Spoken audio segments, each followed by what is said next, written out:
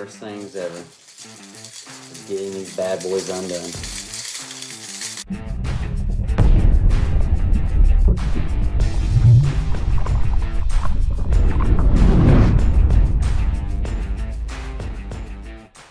What's up, guys? Welcome to the channel. Got another tip video for you guys today about jerk baits. Okay, so basically I'm gonna give you guys a little bit of nuggets here on how. Whoa, I did not notice that jerkbait hook like that. I had no idea before this video started. Okay, so I'm going to give you 3 tips on how to tune your jerkbaits to make them better than what they are now. And basically in certain situations. Not all the time I do this. But, okay, so as you can see, I have two RC jerkbaits. I have these are Rick Clun jerkbaits. I don't know what the color name is, so don't roast me in the comments, but it's just like a smoke purple type color, as you can see. So basically what I like to do these jerkbaits is I like to sand one of them down. So as you see, they're exactly the same, they're similar. Sand down that side of the body right there. Let's get hooked. Giving it that more natural look. It gives it like a little rough, you know, more natural color to it. Just looks different than your average normal bait colors. And I'll get the back too, right there, as you guys can see. You can see this one, as you can see, this one's sanded down. It's a lot lighter versus this one, which is a lot darker. This is the just standard stock color.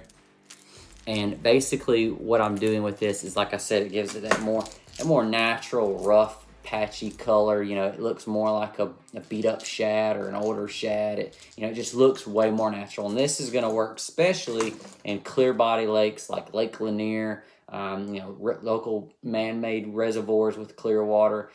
This is really going to help you get a little more bites when you have to be more natural from them finicky fish when it comes to a jerk bait. It also can really help you if you're a live scoper and you really like to use live scope with jerk baits. That throwing something in there like different like that really will throw them off. So if they're reacting to the bait but they're not getting it all the way, just take one of your sanded down jerk baits, throw in there, and you might get an extra bite doing that.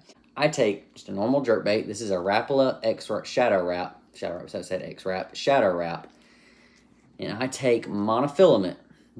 I take mono because mono floats and this helps with the whole action and everything.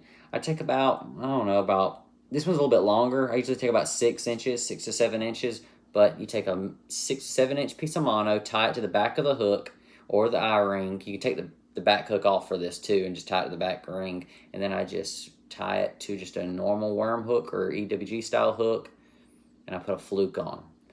I'm telling you, this is deadly when it comes to schooling fish. And this is some juice. I don't give this to people. Nobody knows this. This is the first time I've actually showed people this, is in this video. So when you're taking this bait and you're ripping it across that school violently, what this is doing is it's ripping across too. So this looks like the lead of the bait fish, and this is another one coming behind it, following it, but it's a lot more injured because it's not reacting the same way this is. So when this bait goes this way, this bait's going that way.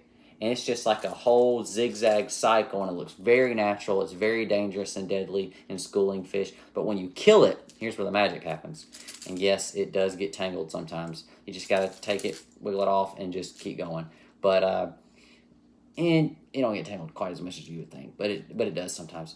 But here's where it gets dangerous. When you kill this bait, and this one starts to sink, this one's sinking like this.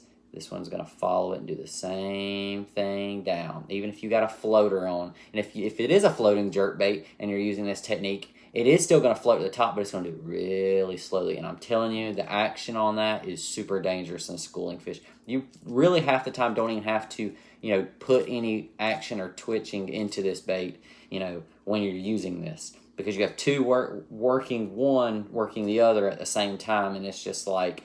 It's a really good technique on schooling fish. I promise it is. And sometimes you can double up on it, because I have done that before on this. And like I said, I don't tell people this. I've stuck this to myself for a long time, but I was like, this would be a great video to show people and let people try on schooling fish. So you can hang up on this one and this one at the same exact time, and you could catch 2 fish at once. Okay, so in the next one, this is just a normal Megabass 110 jerkbait. Tuning this jerkbait is super simple. You have the eye on the front. You can take your pliers, turn it just a little bit to the right, and what that's going to do is it's going to give it that more erratic action, in the water when, you know, if your jerkbait's not tuned properly. Some of them come tuned perfect. Some of them don't in packaging. You know, warehousing is not perfect. So tuning that eye just a little bit to the right or the left, that's going to give it just a whole different action. If you take this and you turn it all the way to the left, I've experienced with this too, it's going to take that and just boom, all the way to the side like that. And that is a super deadly idea. Like if you're messing with finicky fish and shit, you know, really clear, you know, high pressured water in fishing situations, this is very deadly. And I do this kind of like a walking the dog under the water. Also, if you want to, you know, just change it up a little bit, a lot of times you could take like the normal hooks on this. And so this is a Megabass. Megabass hooks are amazing. I love Megabass hooks. But you could take this hook in the back, take it off, put a little bit bigger hook on there, and it weighs it down. And what that's going to do is when you're just twitching that thing to the water and you stop it and kill it, this is just going to drag it. Even if it's a floater, even if it's suspending or whatever, it's going to take it and it's going to drag it down. And that's just going to look like the shad's wounded, looks like he's stunned and he's dying, and that bass is just going to take him out of his misery. So there's your 3 tips for your jerk baits real quick. Just want to throw this out there, guys. I am going out of town to Daytona, so I'll have some saltwater content for you guys coming very soon. I'm trying to catch up on a bunch of tip videos just to throw out for you guys while I'm out of town, but I hope you guys enjoyed that video. If you did, smash that thumbs up button, subscribe to the channel. If you're not, check me out on TikTok, Instagram, and Facebook, and I'll see you guys next time in the next video. Peace out.